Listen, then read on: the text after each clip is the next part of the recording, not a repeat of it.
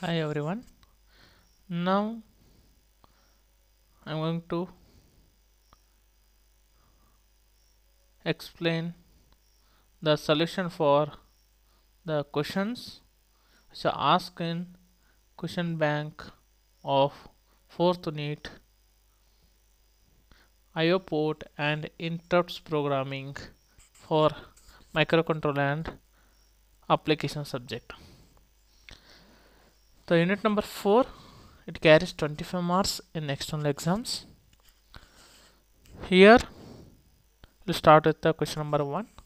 The first is list the advantages and disadvantages of using an interrupts. That means what are the advantages and disadvantages of to use of interrupts in 8051? Advantages are interrupts are fast, the performance of the microcontroller is far better compared to polling methods. Next, it is efficient because all interrupts served based on the priorities, which is not possible in polling methods. Interrupts can be masked. If you don't want to give the service for any interrupt, you can mask those interrupts, which is not available again in polling methods. These are the advantages of the using the interrupts in 8051 microcontrollers. Disadvantages of using an interrupts can be tricky to write if you are using the low level languages. If you are using low level language, it's difficult to write the interrupts compared to subroutines. Next, it can be tough to get various pieces to work well together. It's a piece of code, interrupts means, and you have the n number of functions in terms of interrupts. It makes difficult to work well togetherly. It's very difficult. Next, usually done by the hardware manufacturer or operating system makers, for example Microsoft.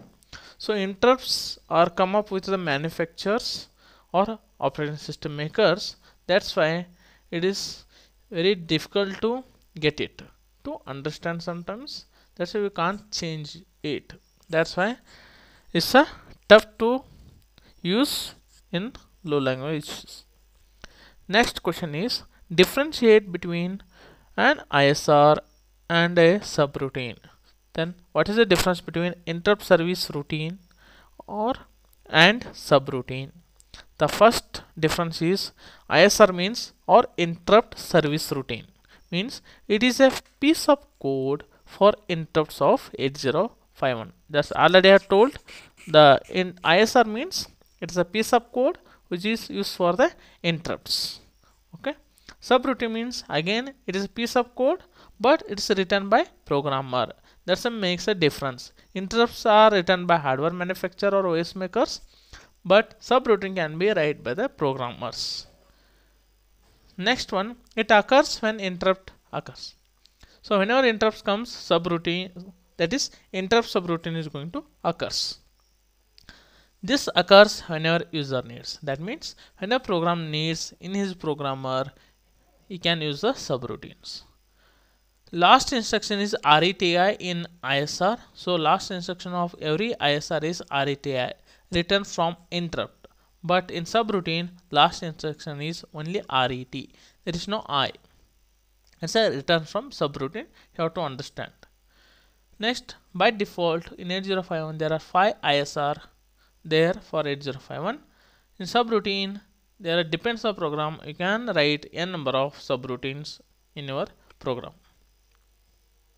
Next, compare the interrupt method and polling methods of serving the devices.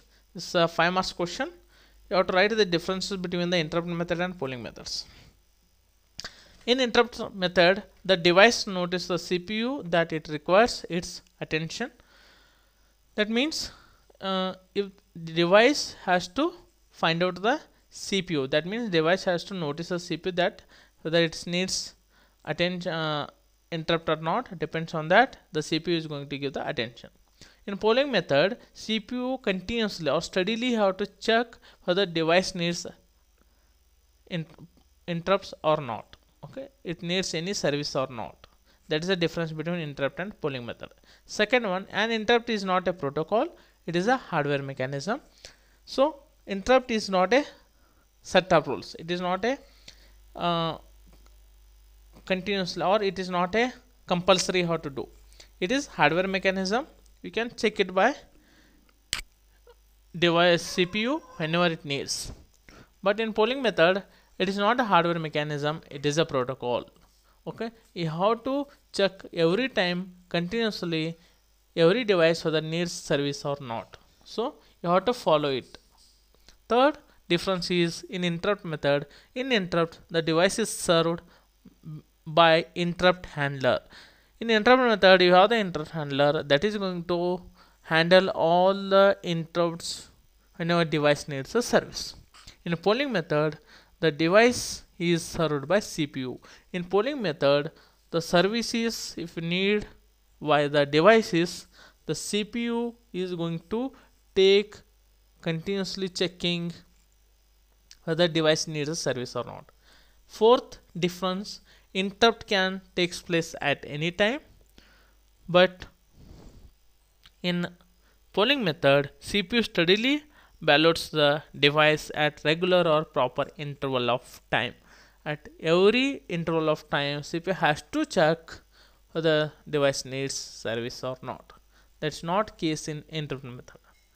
Next difference is the in interrupt request line is used as indication for indicating the device requires servicing. Next, in polling side, while in polling, command ready bit is used as indication for indicating that device requires servicing. So in interrupt, there is a interrupt request line is going to use whether the device needs service or not. That is an indication to get the service from the interrupt. But in polling method, there will be a command ready bit is going to use to get the indication for whether device needs service or not. Next difference, in interrupt, processor is simply distributed once any device interrupts it. In opposite hand, in polling method, processor wait countless process cycles by repeatedly checking the command ready for little bit of each device.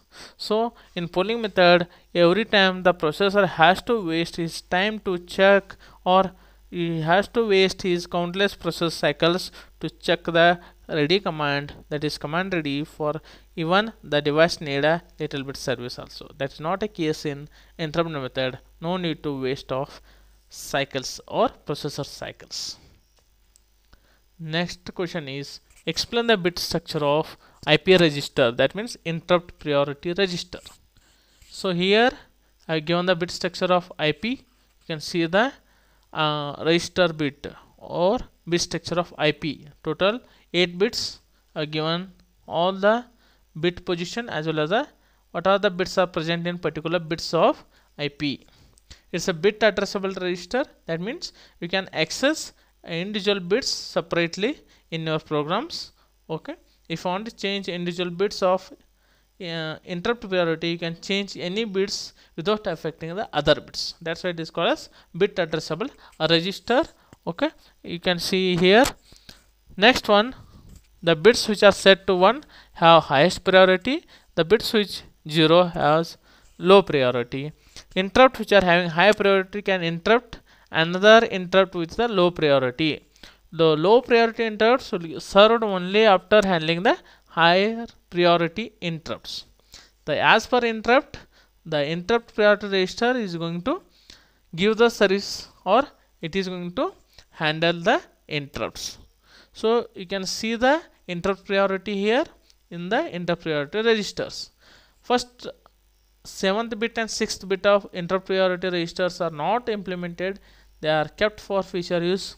5th bit of IP, that's PT2, 4th bit is PS, 3rd bit is PT1, 2nd bit is PX1, 1st bit is PT0, zeroth bit is px0. In 8051 you have only 5 interrupts, so fifth bit of interrupt priority, that is pt2, it is reserved for 8052. so in 8051 it is not using, so you have to leave that one again. Now you have to study only 5 interrupts of IP.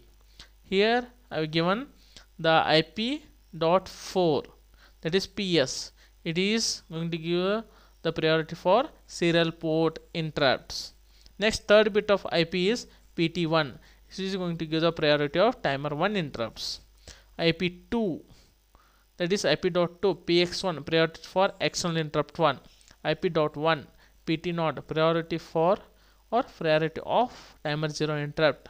IP.0, that is PX0, priority of external interrupt 0. Whenever 2 or more interrupts have same priority, the microcontroller has its own ranking of providing the service, which is listed below. Here you can see that whenever there is 2 interrupt occurs, okay, in that time how it is going to give the service. Here I have listed the priority of all 5 interrupts. By default we will get the interrupt priority as per this listed or as per this list. Highest priority is external interrupt 0. This is the highest priority. Next, timer 0 overflow, second highest priority. External interrupt 0, third highest priority. Timer 1 overflow, fourth highest priority. Serial port is having least priority among the all 5 interrupts. Here, before using any interrupt in our 8051, you have to enable our interrupt to get service for all interrupts. For that you have to use D7 bit of I register, that is interrupt enabled register. It should be keep high to allow the service for these interrupts. Otherwise interrupts are disabled state, even the device needs service also, interrupts will not be respond to the request. That's why EA should be high if you want to get the service from the interrupts. Fifth one, explain the bit structure of I register, that is interrupt enabled register. You can see here in this diagram, this is also bit addressable SFR with byte address is A8H. The address of this register is A8H. It is also bit addressable. That means any bits of this register you can access without affecting any other bits of interrupt enable register. Here total 8 bits, I.7, I.6, I.5, I.4, I.3, I.2, I.1, I.0. If you want to use any interrupt in main program, so you have to keep A, that is enable all. This bit should be high, that is kept at 7th bit of IE. So this is a global interrupt enable or disable bit. When set to 1, it permits individual interrupts to enable by their respective enable bits. If it is 0, it disables all the interrupts. Next, I.6, which is not implemented, kept for feature use. Again ET2 reserved for feature use. Next one, ES, which is 4th bit of I register. It is used to enable your serial port interrupt. If you make it 1 by program, you can enable serial port interrupt. Clear to 0 also by to disable serial port interrupts. Next, ET1, okay, enable timer 1 interrupt. Enable means you have to keep it 1. Disable, if you want to disable, make it 0. For EX1, enable, make it 1. Disable, make it 0. It is an external interrupt 1. ET0, it's a timer 0 interrupt. For enable, make it 1. For disable, make it 0. For ET1, external interrupt 1. Okay. So here for enable you have to keep it 1. For disable you have to make it 0. Next question is, list the steps involved in executing an interrupt. Suppose if you get an interrupt in your 8051, what are the things are going to change? What are the operations are going to happen in 8051? You can list out those steps. First step is it finishes the instruction, it is executing and saves the address of the next instruction, that is PC, on the stack. So it is going to execute the current instruction, okay, that is going to stop after getting the interrupts request for 8051, and it saves address of next instruction from the PC to stack. Okay, it stop its current instructions, or it is going to finish its current instruction execution, and it is going to save the next instruction address to the stack. Second step, it also saves the current status of all the interrupt internally, not on the stack. So what happens after getting the interrupts, it is going to save the status of all the interrupts before start giving the service to the interrupts. That is, status is going to store internally. Third step, it jumps to the fixed location in memory called the interrupt vector table that holds the address of ISR. So for all the interrupts, you have the address for all the interrupts in interrupt vector table. From the interrupt vector table, the CPU is going to get the address of particular interrupt which needs a service. Okay, that address is get it, and that CPU is going to take the subroutine from that address and start giving the service. Next one, microcontroller get the address of ISR. So for every interrupt you have interrupt service routine for particular place or particular memory location of your internal memory. So to go to that interrupt service routine program, you have to know the address of that ISR, that is going to get it from the interrupt vector table. After that, it jumps to that ISR and start to execute the interrupt service subroutine until it reaches the last instruction of subroutine, which is RETI, that is return from interrupt. Until that, it is gone executing the interrupts. So last step is fifth one, upon executing the RETI instruction. So after executing the RETI instruction, the microcontroller returns to the place where it was interrupted first. While executing RETI instruction, it is going to go back where it is stopped while or during the execution of first instruction of your interrupts. That means it gets the program counter address from the stack by popping the top 2 bytes of stack into the PC, then it starts to execute from that address. So after the execution of RET instruction, what happens? Microcontroller it returns to its original place where it is stopped, okay, before getting the interrupt service routine. Again it start execution from that location by getting the address of that instruction from the stack through the PC using the pop instruction. In this way your interrupt execution going to happen in 8051. Next question, list the interrupts of 8051 and their factor locations, or else they are going to ask the same question, summarize the different interrupts of 8051 with respect to the method of their activation and IVL. IVL means interrupt vector location. For this one, the solution is basically there are total 6 interrupts are there in 8051. That is First one reset, that is power up reset. This is the first interrupt. Next two interrupts are set aside for the timers. One is for the timer 0, another one for timer 1. Two more interrupts are set aside for the hardware. External hardware interrupts P3.2 and P3.3 are for the external hardware interrupts int0 or AX1 and int1 or AX2. Next one, serial communication has single interrupt that belongs to both receive and transfer. Okay, that is serial interrupt. Next one, upon reset all the interrupts are disabled, or you can say mask.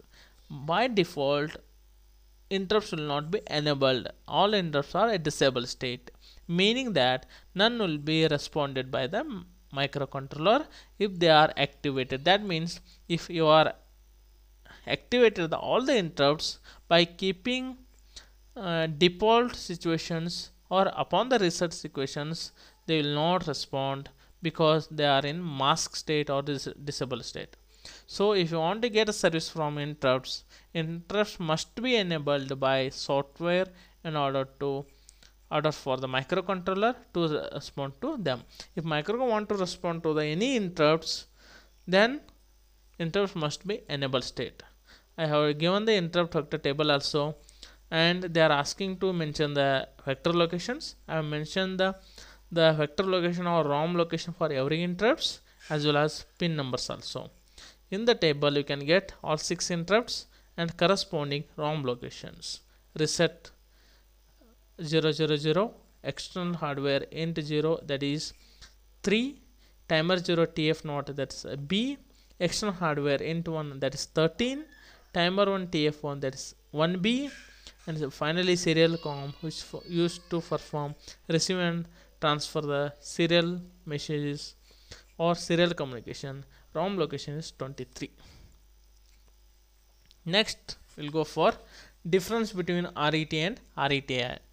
So what will be the difference between RET and RETI instructions? RET is a return from the function or a subroutine. RETI is always return from the interrupt. RETI is executed and it's not RETI, it is just RET. RET is executed at the end of the subroutine, which is written by the programmer. RETI is executed at the end of the interrupts. Third difference is after execution of the RETI instruction, address will be restored from the stack. In RETI, third difference is after the execution of RETI instruction, the PC address will be restored from the stack. This is the difference between RET and RETI. Next question is explain the method of enabling the only timer interrupts and disable the others. So for that you should know IE register bit structure. Then only we can write the solution for this question. In this question they are asking to enable only timer interrupts. The timer interrupts are in this I register, that is ET1 and ET0. These two are timer interrupts and keep other interrupts are disable state. First you have to enable A, next you have to enable ET1 and ET0 and keep others are zeros. That is the value makes move I comma hash 8AH to give the answer for this question. Next, explain the method of enabling the only external hardware interrupts and disable the others. Instead of timer interrupts, in next question they ask external hardware interrupts. So here again same thing, by using this register again keep EA is 1 and as well as EX1 and EX0, which are belongs to external hardware interrupts. So keep these bits are 1 and keep other bits are zeros and A should be 1. Finally the value is instruction is move I comma hash 85H. Just write down the 1 for AX1 and AX0 and A. These 3 bits you keep it 1 and keep other bits are 0. Finally the value becomes 85. The question number 11, discuss the interrupt priority order achieved by the execution of move ip comma hash l1h instruction. Here they are going to ask the write the interrupt priority after execution of the move ip comma hash l1h. This instruction is going to change the priority of your interrupts. That means by default interrupt priority is going to change after executing the move ip. So in 8051 we can change the priority of the all the interrupts by executing the priority changing instructions. Here the I am changing the priority of the or default interrupts priority. It sets ip.4 serial interrupt second highest and ip.0 external hardware interrupt 0 is first highest priority as per the IVT table. So remaining interrupts are run as per the IVT table which are shown below. So first priority is goes for ip0 because it's a 1, that is going to execute first because it takes highest priority. Next one is for your ip.3, so that is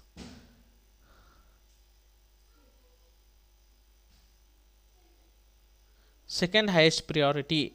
Next ip.1 third priority, this is goes for as per the IVT table. Only these two priorities going to comes up as per the instruction execution. Remaining interrupts are moved down as per the IVT tables. It is remaining priority is going to run as per the IVT 3 4 5. It is going to follow the IVT table. Only first two interrupts are going to change as per the instruction. Next we'll go for 12th, that is they are going to ask one C program to monitor the door sensor connected to the pin p1.1. When door opens, sound the buzzer connected to the p1.7. The buzzer to be sounded by sending the square wave of few hundred hertz. They are going to monitor here one door sensor which is connected to the p1.1. So you have to check whether it is 1 or not. If it is 1, that means door opens, the buzzer going to make sound that indicated to connected to the p1.7. For that assembly program is here colon gnb p1.1. here just keep on checking whether this bit is 1 or not. If bit is not set, then it is going to go for here label. It is keep on checking there only. Once it is become 1, that condition becomes fails or it becomes a false, that means p1.1 becomes a 1 here. Next it makes sound which is connected to the p1.7, that is by sending square wave. Then how to send a square wave? 1 and 0. I am doing that one by using the setb p1.7 clr p1.7 sjmp. here if I write this much, it is going to perform the buzzer by using the square wave of 100 hertz. For 100 hertz I am adding the delay here. The same program written in the C. So hash include reg51.h white delay. This delay I have added, so it's a delay function declaration. Next s bit in bit is equal to p1.1. so here not a dot 1, it should be cap.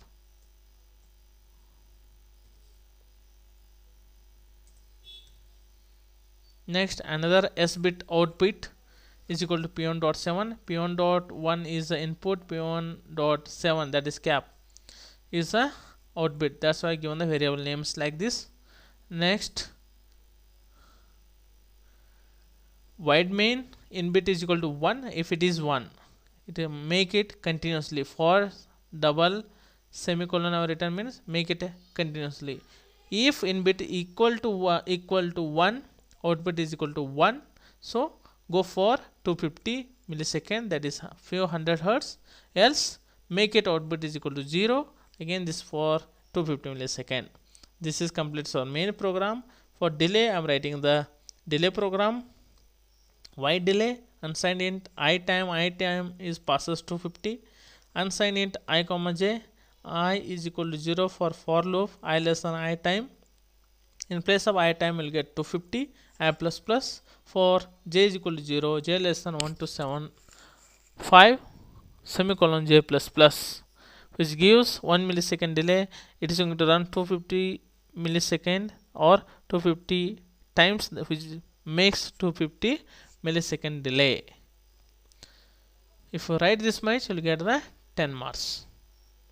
Next one, write an ALP and C program to send the values 0 to 4 to port P2. Here you are going to send the values continuously to the port P2. First I have written ALP program.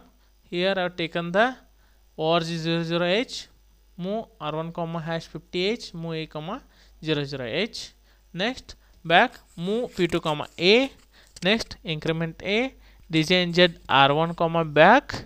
Next here SMP here. This is a delay. This r1 is going to decrement every time. Okay, I am sending total 0 to 4 values. We take it from the a. Okay, that is incremented every time. So finally we are going to pass the 0 to 4. In C I am writing this values in terms of here hash include reg51.h wide main. I have taken all 4 values in terms of arrays 0 1 2 3 4, and send char z is variable for loop. Z is equal to 0, that is z less than 5, z plus plus. In above it is not a 50, it is a 5.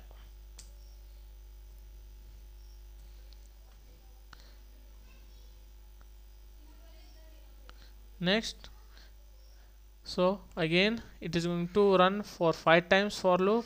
Finally it is going to send all 5 values 0 to 4 to the port P2. P2 is equal to array of z, so it take 1 by 1 and it is going to happen continuously.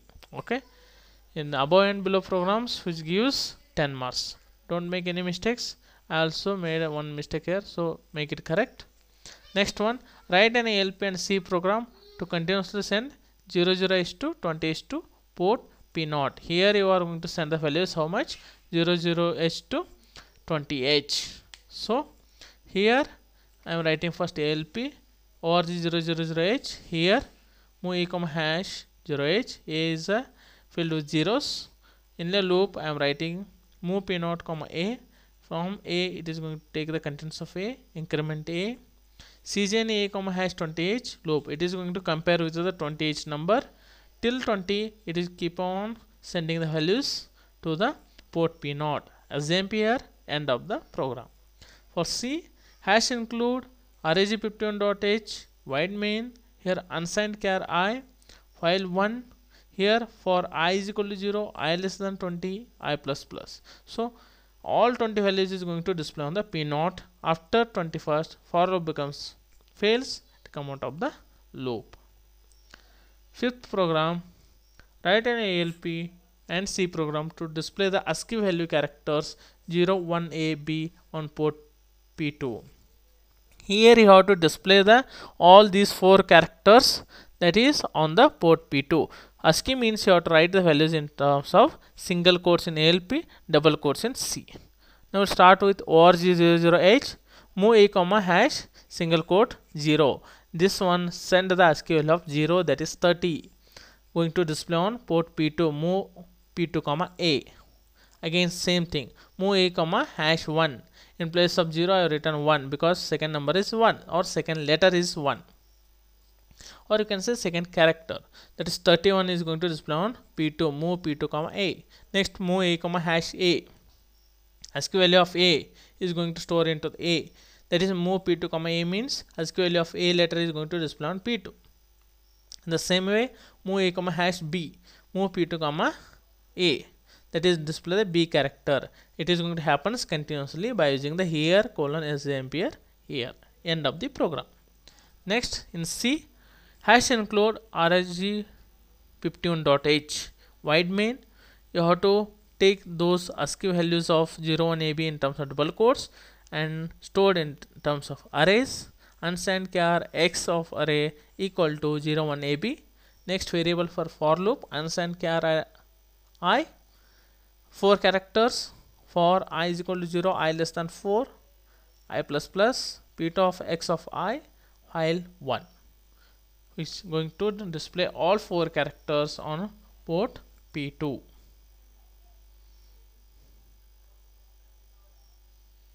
Next one,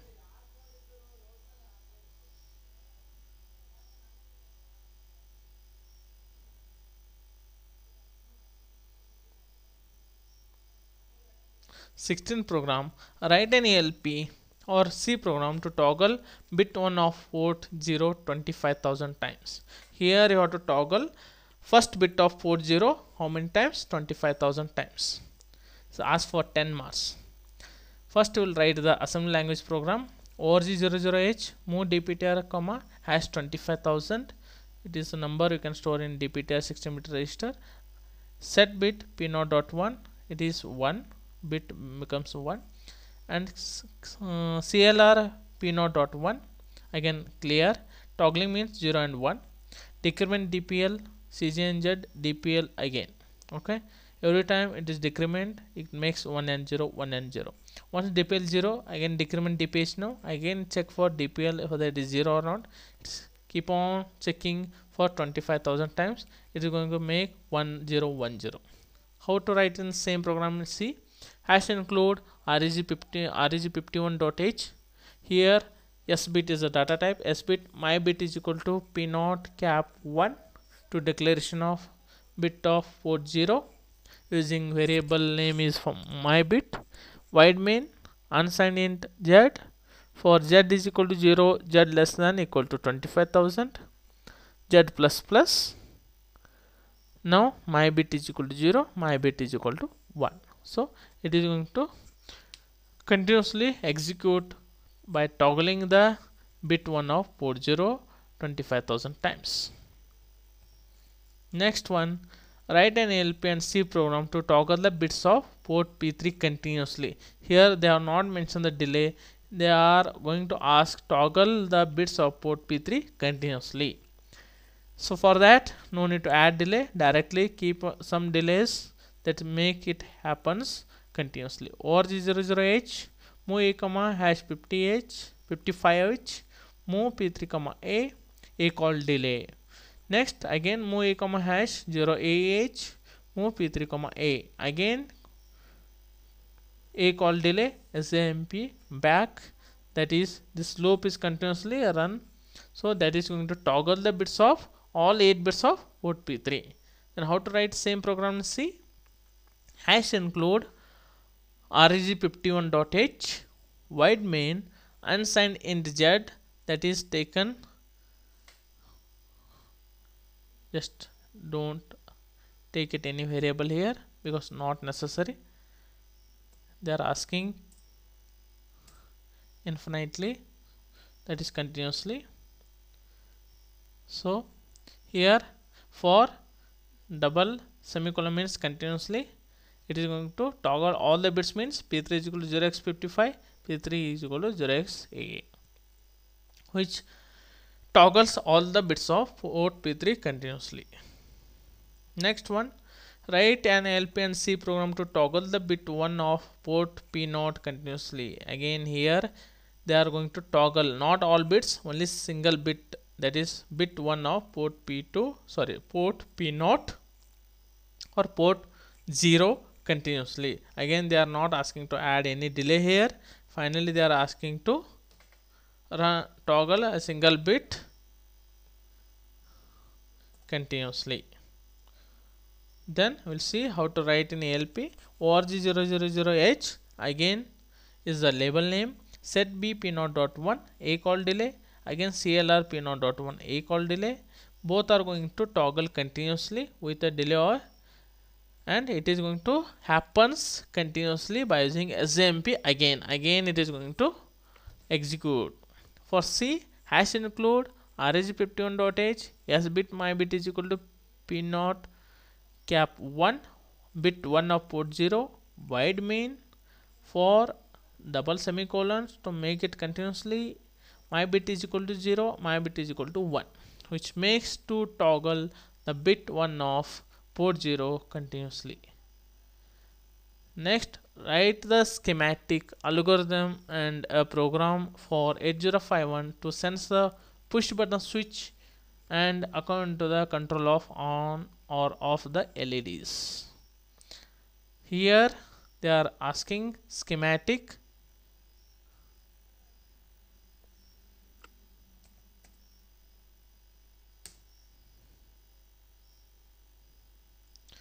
So this is the 19th question number.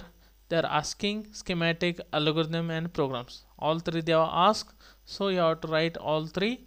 I have written here first schematic diagram. You see the schematic diagram how it is connected. Next, the here LED is there. LED is connected through the ports. I have connected registers, and here push button switch is there to sense that one. Okay, and depends on the push button switch, it becomes on and off. This is you have to write in terms of program. For that you have to write the algorithm. That algorithm I have written here. Push button switch is connected to the first bit of port 0. You have to connect that one, which is configured as a input pin.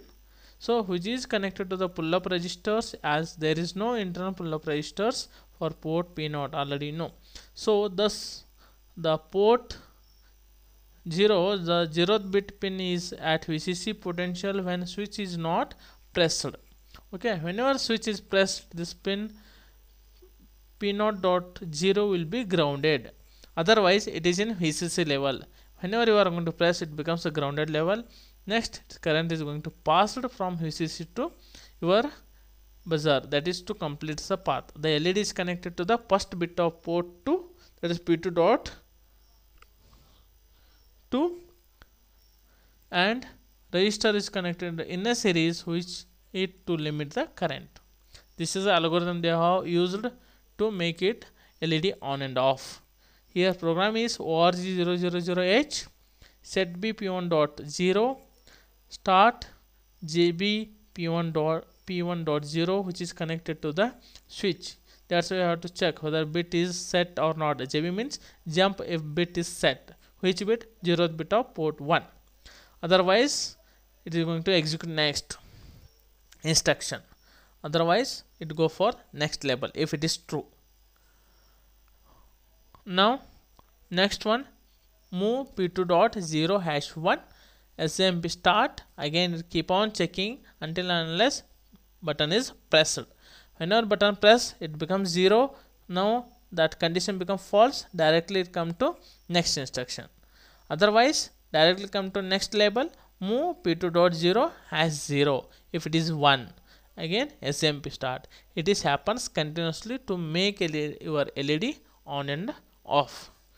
With this, your all questions of 4th unit is completed. After watching this video, if you have any doubts regarding these, any questions, any answers, come back to me and I am going to clarify your doubts. Thanks for watching. Okay,